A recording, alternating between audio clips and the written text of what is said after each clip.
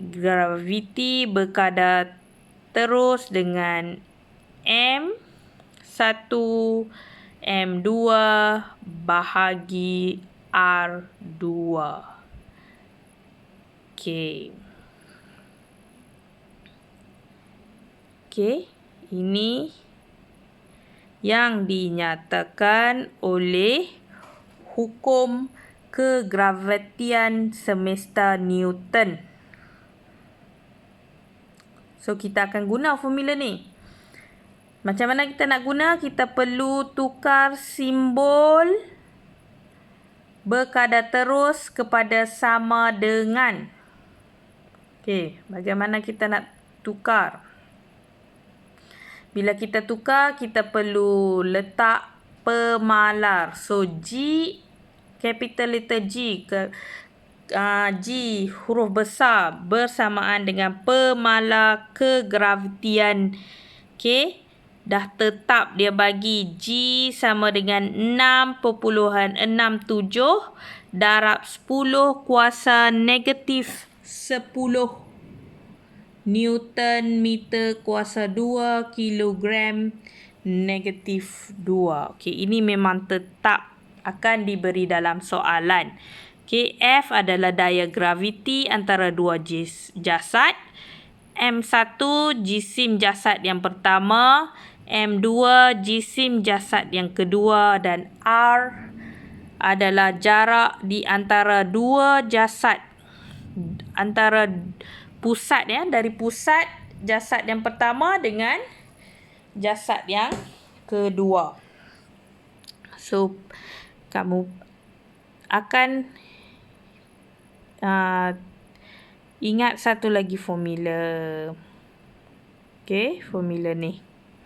F equal to Gm1 M2 divide with R squared. Okey. Tak ingat pun tak apa. Dalam exam diberi. Okey. Yang penting kamu perlu tahu bagaimana hendak menggunakan formula di atas. Okey, formula ni datang dari mana? Dari hukum kegravitian semesta Newton. Siapa yang jumpa? Isaac Newton. Apa yang dinyatakan? Daya graviti berkadar terus dengan hasil darab jisim dua jasad, iaitu F berkadar terus dengan M1, M2, dan juga dia mengemukakan bahawa daya graviti berkadar songsang dengan kuasa dua jarak di antara pusat dua jasad, antara pusat dua jasad tersebut.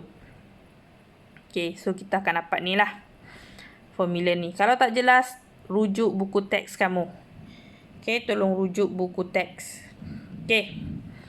So, kita akan pergi lihat bagaimana kita nak guna formula yang diberi daripada hukum kegravitian semesta Newton. Okey, contoh. Hitungkan daya graviti antara sebiji buah durian dengan bumi. Okey, dia nak dua jasad kat sini adalah buah durian. Okey. Dan bumi. Okey, kamu dah nampak ada dua jasad, dua objek, dua badan di sini. So, ada dua jisim.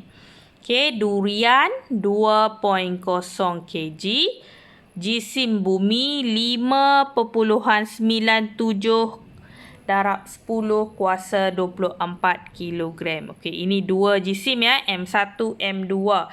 Jarak di antara pusat durian dengan pusat bumi juga diberi.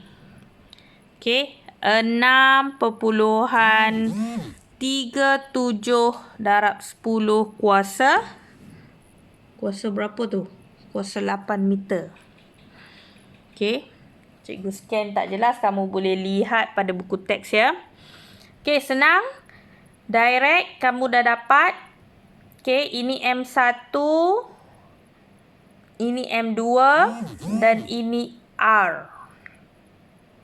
Okey, R masukkan dalam formula. G memang tetap.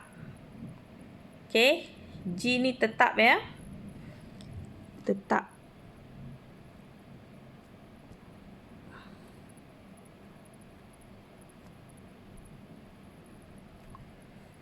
Okey, ini pemala graviti, dia memang tetap. 6.67. Oh, bukan kuasa 10, kuasa negatif 11. Okey, tolong tengok betul-betul ya dalam buku teks kamu, ikut buku teks kamu. Okey, ini M1, jisim untuk durian, jisim untuk bumi. Jarak antara durian dengan bumi dan permala graviti. Okey, masukkan dalam formula. Kamu kena tekan kalkulator dan akan dapat. Okey. Daya graviti sama, simbol unik. Sama F, daya untuk simbol untuk daya. N, Newton. Okey, unik untuk daya. Okey, sama juga daya graviti kita akan guna juga. F dan Newton. Okey, cikgu harap kamu dah pandai tekan kalkulator ya. Yang mana perlu kamu kurungkan, kamu kurungkan. Okey. Okey, next. Contoh yang kedua. Yang diberi, sebuah roket berada di tapak pelancaran mengalami daya graviti. Okey, dia dah bagi daya graviti kat kamu. Berapa jisim roket itu?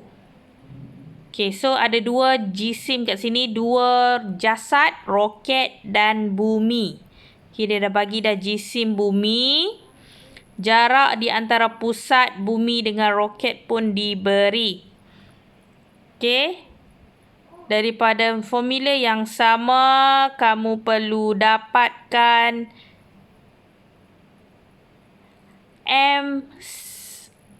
M2. Okey, jisim roket. So, ini calculation guna matematik. Kamu masukkan, dah akan dapat jisim. Okey, unit jangan lupa, kilogram. Okey. Daripada sini kamu boleh, daripada hukum semester Newton, hukum kegravitian semester Newton, kamu boleh menyelesaikan masalah. Okey. Okey, aktiviti 3.2 kita perlu buat dengan rakan. So kita sekarang dalam masa PKP, kita tak boleh nak laksanakan. So kita skip bahagian ni. Ada kelas, cikgu tak pasti Pak Ino ataupun Pak Ana dah pun menjalankan aktiviti ni. Okey, cikgu harap dah berjaya. Okey. Kesan graviti dan jarak di antara dua jasad bumi akan memberi kesan kepada daya graviti. So kat sini jarak dan jisim, okey, akan memberi kesan kepada perubahan daya graviti. Okey. Semakin besar jisim jasad, semakin besar daya